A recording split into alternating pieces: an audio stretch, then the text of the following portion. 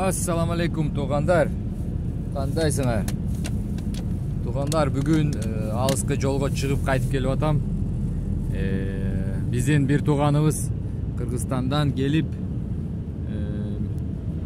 бұл жерден чоң жерлерді алам деп келген болчу. Ошонун суранычыны аткарып, азыр кайтып аткан жерлерді көрдім. Биздин бир туғанға 3000 гектар жер керек екен, бирок тилекке каршы андай чоң бир жерде жайлашкан жерлер азыраак екен.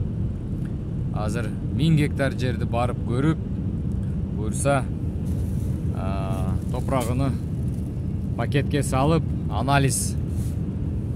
анализге тапшырып, кандай эмелери чыгат, жыйынтыгы кандай чыгат, ошону алып барып лабораторияга тапшырышым керек. Анан жыйынтыгы кандай чыкты, ошону беришим керек. Достор, ушундай келип атканда айылдар болот жолдо. Бирок менде убактым жок, кирип ушул айылдарда бирдемке көрөйүн деп Авитодон карасам бар экен. Бунун жөнүндө маалымат алыш керек. Кандай эмне, анан кийин келиш керек да. Биякта таанышың жок болсо дагы сатам деп эле Авитодон калп нерсени көп айтып коет. Ошо, достор,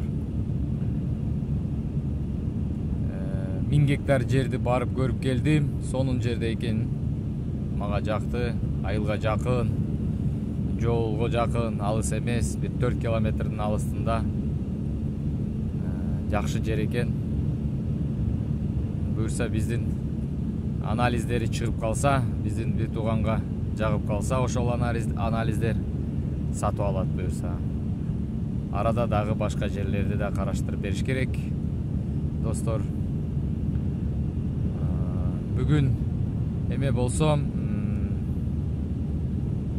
убактым болуп калса, Мамонтовадан бир үйдү видеого тартып чыгарып берем.